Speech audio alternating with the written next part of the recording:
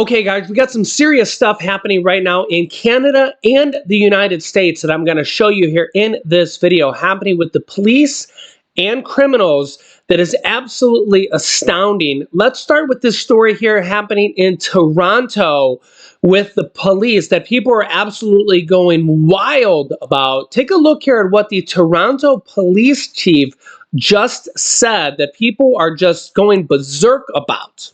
The Toronto police chief advises people to leave their car keys by their front door for when criminals break into their homes. This is absolutely unbelievable. Listen to this. To prevent the possibility of being attacked in your home, leave your fobs at your front door, because they're breaking into your home to steal your car. They don't want anything else. A lot of them that they're arresting have guns on them, and they're not toy guns, they're real guns. They're loaded. Yeah, so leave your car keys and your valuables, a bag of cash, right by the front door so that criminals can just get it, just have it, because the police aren't going to be there to protect you. And this goes along with the whole defund the police cry that so many people are doing. And then we have a congressman here that responded to this, Doug Ford. Listen to what he has to say. Number one, the Montreal port that they're being shipped over to. We've asked the federal government to enhance the number of border officers there, and hopefully they're going to do it, put more scanning machines there. Part two is these police officers go into high-risk takedowns, and they're putting their lives on the line, only to see, and the criminals, when they catch them, only to see that the criminals mock them, saying, I'll be out by the time you start your shift tomorrow, because they know the judges are giving them bail. I have a message to all these criminals. We're coming for you. We're going to catch you, and you're going to jail. And no matter what it takes, every tool I have, including making sure we have judges that do not let these people out on bail. When I go out, I go out, be it the local store, the gas station, anywhere I go, every single person, every person is saying, keep going, get judges that will keep these criminals in jail, stop terrorizing our neighborhoods, stop terrorizing our families. I'm coming for you, and when I get you, you're going to jail, and I can't wait. I'm going to put every resource we can to catch these criminals that are ruining our communities. I'm going to be building more jails, and I'm not worried about the criminals. I always support the correctional officers there, making sure that they have the resources to keep these criminals behind bars. But I'll build as many jails as we need to put these criminals behind bars for a long time as well. You can let me know your thoughts here in the comments. Obviously, people are pretty upset here about this. Toronto police slammed for advising residents to leave car keys within easy reach for thieves to avoid violence. Wow.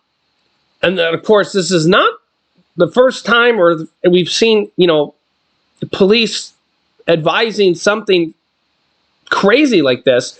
We're also seeing here today Pittsburgh, Pennsylvania police announcing publicly police cuts during the hours of 3 a.m. to 7 a.m., publicly telling criminals, hey, we're going to have less police on staff during these times.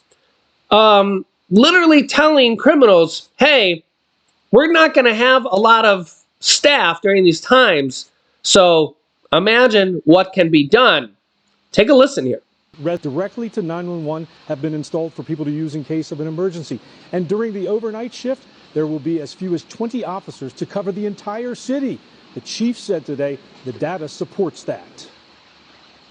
Yes, it's enough to cover the entire city in those hours when we have 8% of the time people are calling. I'm confident in the decisions that we make that it impacts this bureau and the city in a much better way than we have in the past.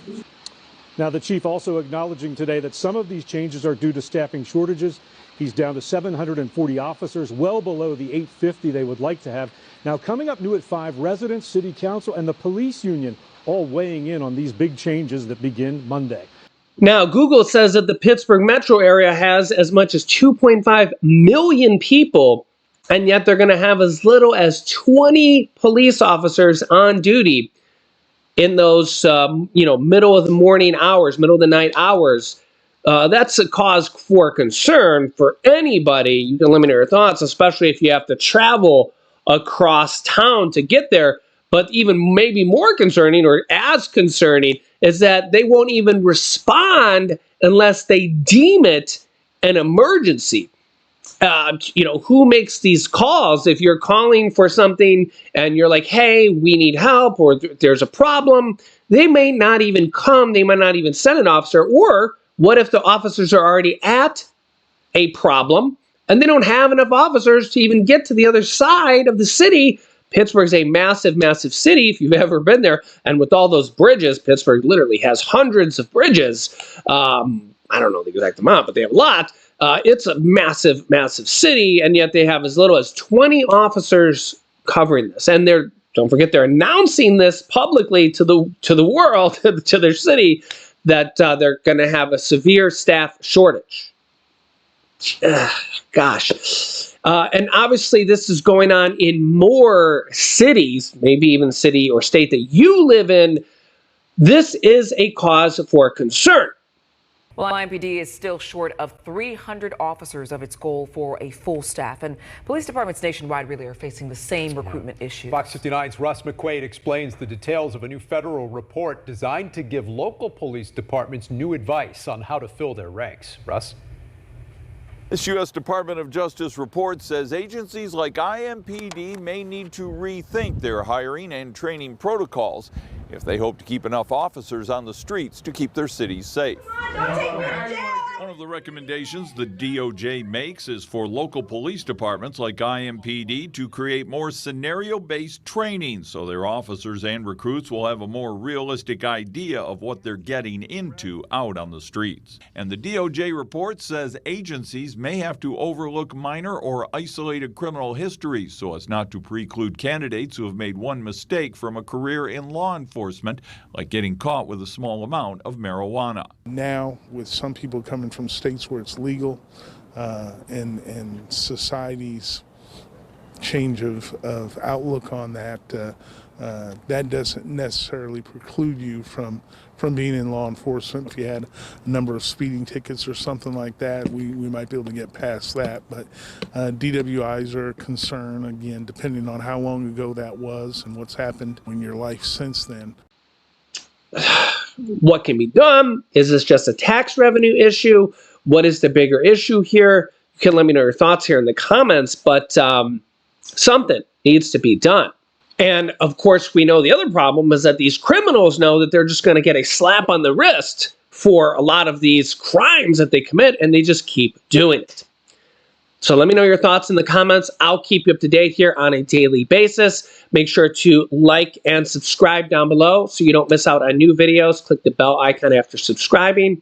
Click here to see actually why crime is affecting Walmart and the dollar stores in a big way. Or click here to see a major decision coming on March 20th. Thanks, and I'll see you in the next video.